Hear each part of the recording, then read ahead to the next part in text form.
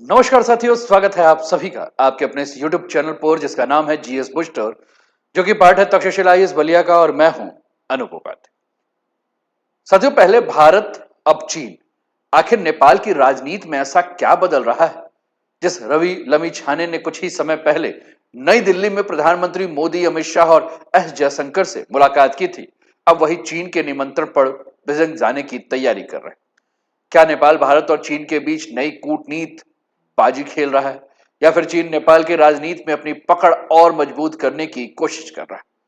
इस दौरे के पीछे का पूरा खेल क्या है और इसका भारत नेपाल रिश्तों पर क्या असर पड़ सकता है? आइए आज के इस वीडियो में इसी पर चर्चा करें।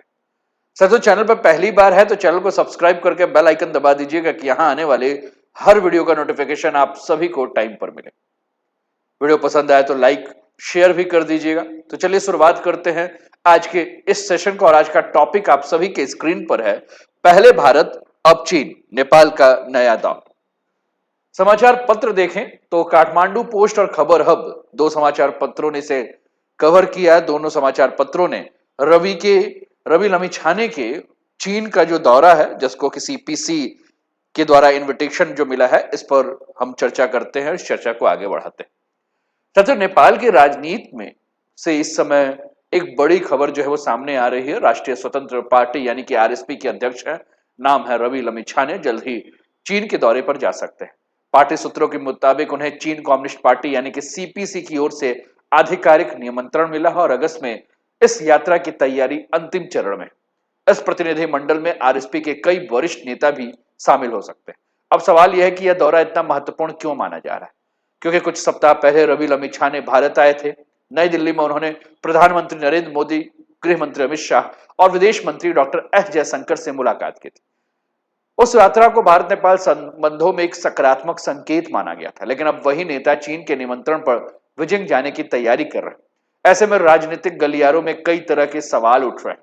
क्या नेपाल एक बार फिर भारत और चीन के बीच संतुलन बनाने की कोशिश कर रहा है? क्या चीन नेपाल की नई राजनीतिक ताकतों के साथ अपने रिश्ते को मजबूत करना चाहता है, या यह केवल एक सामान्य पार्टी टू पार्टी दौरा है? चीन पहले भी नेपाल के विभिन्न पार्टी नेताओं के साथ इस प्रकार का दौरा करता आया है। आगे बढ़ते हैं। पहले भारत अब चीन, रवि लमिछाने का दौरा क्या नेपाल की नई चाल है?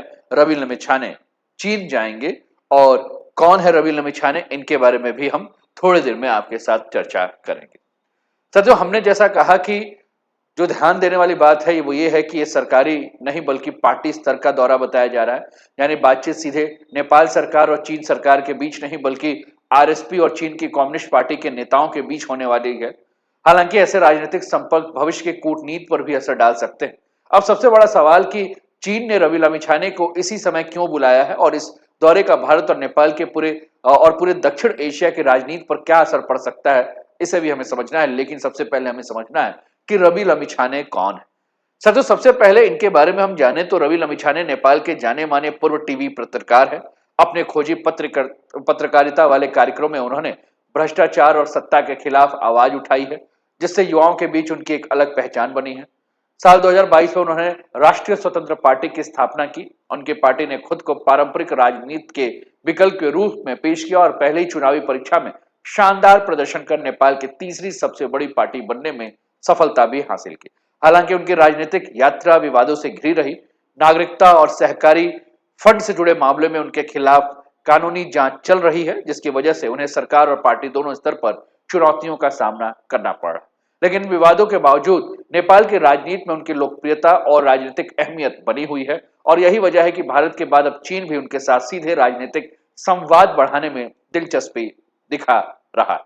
तो अभी तक हम लोगों ने रवि लमिछाने के बारे में बात किया कि रवि लमिछाने कौन है।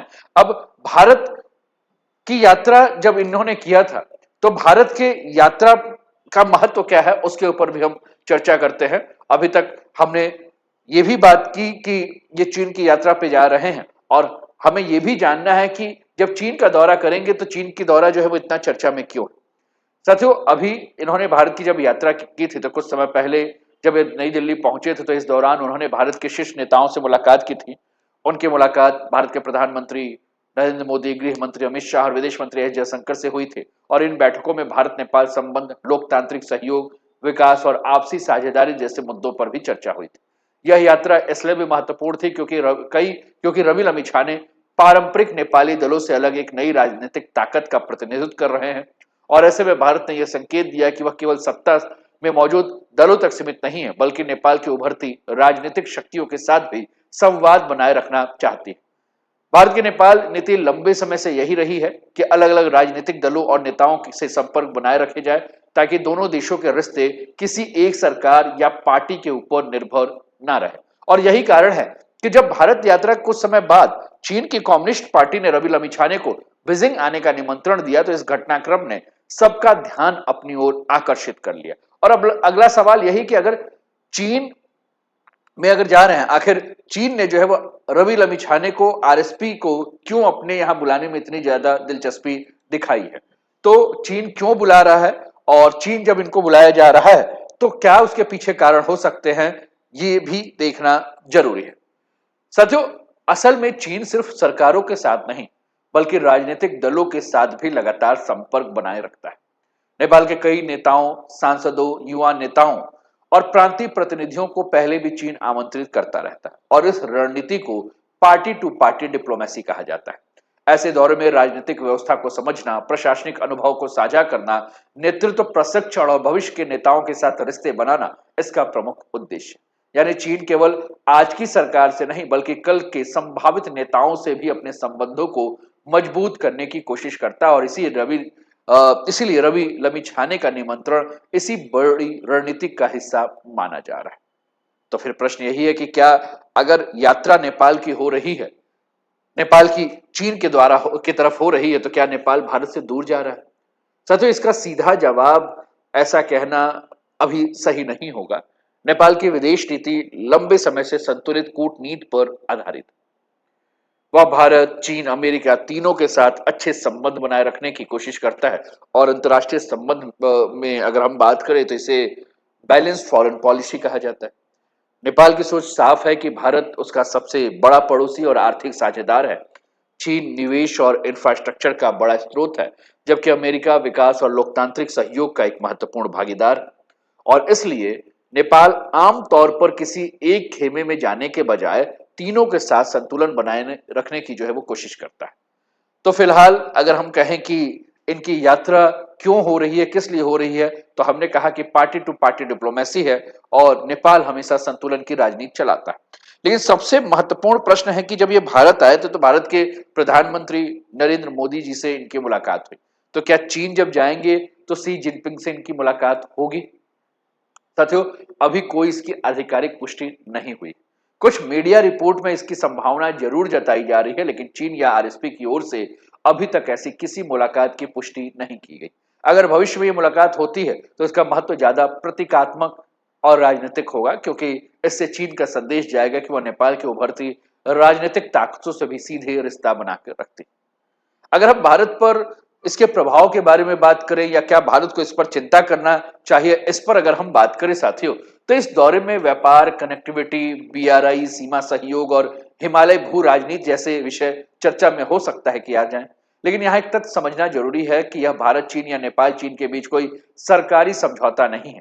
यह फिलहाल पार्टी टू पार्टी स्तर का निमंत्रण है, इसलिए केवल इस यात्रा के आधार पर यह निष्कर्ष निकालना कि नेपाल पूरी तरह से चीन की ओर झुक रहा है या भारत के लिए रणनीतिक झटका है, अभी बहुत ज्यादा जल्दबाजी होगी। असली तस्वीर तब साफ होगी जब दौरा पूरा होगा, बातचीत का एजेंडा सामने आएगा और उसके बाद दोनों पक्ष कौन से कदम उठा रहे हैं यह तय करेगा कि यह सिर्फ एक राजनीतिक मुलाकात थी या भविष्य में किसी बड़ी रणनीति की शुरुआत थी। तो कुल मिलाकर नेपाल आज ऐसी भू राजनीतिक स्थिति में खड़ा है जहां भारत और चीन दोनों उसके साथ मजबूत राजनीतिक रिश्ते बनाए रखना चाहते हैं। रवि लम्बिछाने का प्रस्तावित चीन दौरा भी इसी बड़ी कूटनीति की तस्वीर का एक हिस्सा माना जा रहा है। हालांकि ये याद रखना बहुत जरूरी है कि फिलहाल यह सरकार से सरकार नहीं बल्कि पार्टी स्तर का दौरा है, इसलिए इसके आधार पर किसी बड़े रणनीतिक बदलाव का निष्कर्ष निकालना जल्दबाजी होगा। और सबसे बड़ा सवाल यही है कि क्या नेपाल आने वाले वर्षों में भारत और चीन के बीच में अपना संतुलन रख पाएगा या दक्षिण एशिया की बदलती भू राजनीति इस प्रतिस्पर्धा को और भी ज्यादा तेज कर सकती है। अब आपको अपनी राय बताना है, आपको बताना है साथियों कि हिमालय की जो नई राजनीति हो रही है, इस नई राजनीति में नेपाल किसके साथ? क्या नेपाल की यह बैलेंस फॉरेन पॉलिसी की सही रणनीति है, या भविष्य में उसे किसी एक पक्ष के करीब जाना पड़ेगा? आपकी जो भी राय है वो राय आप कमेंट में लिखकर हमें भेजें, और अगर वीडियो पसंद आया हो तो इसे लाइक करिए, चैनल को सब्सक्राइब कर दीजिए, और ऐसे ही गहराई से समझने वाले विश्लेषण को सुनने के लिए मेरे साथ जुड़े रहें। अपना ध्यान रखें, स्वस्थ रहें, मस्त रहें, तंदुरुस्त रहें, हंसते खेलते मुस्कुराते हुए जीवन का आनंद लें। जय हिंद, जय भारत।